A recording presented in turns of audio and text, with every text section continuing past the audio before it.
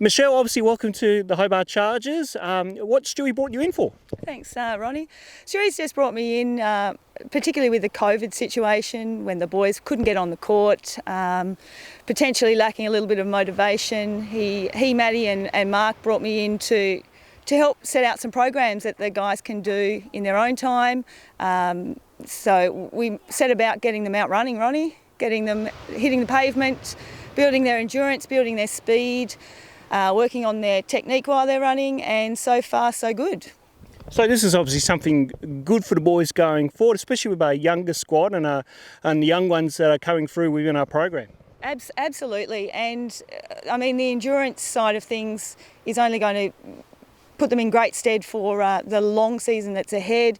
It's about getting them to back up after each game well, and the young ones have certainly pulled their weight very, very well.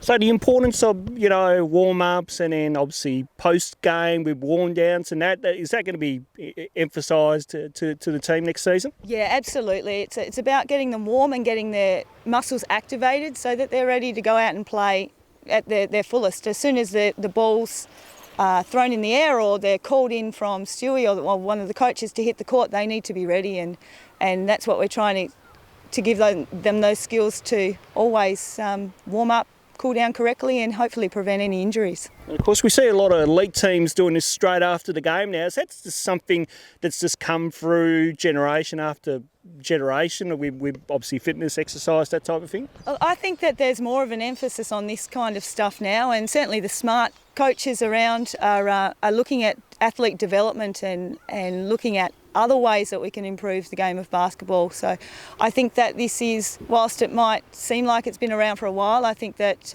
the guys have recognised that this is an area that the boys can improve in, and they're coming along in leaps and bounds so far.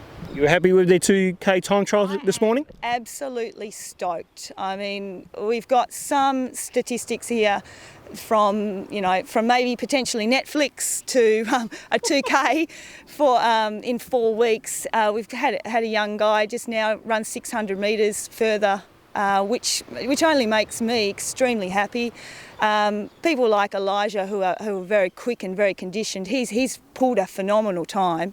I mean, I've also got to remember these guys are not runners; they're basketball players, and Elijah's just done a fantastic time, and his time difference will always be slightly less than somebody who has a lot to improve on. So they've all done an amazing time. They've all improved from their week one significantly.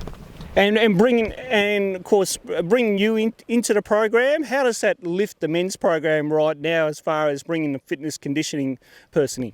Oh, Ronnie, that might be a question that Maddie or Stewie can answer. I probably don't feel comfortable, tooting my own horn, if that makes sense. But I just hope to be a different way to look at it for them, maybe a different person to help motivate them.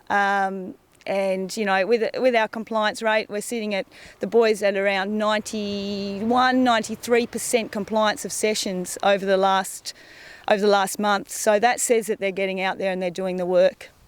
All right, thanks for your time. Thanks, Ronnie.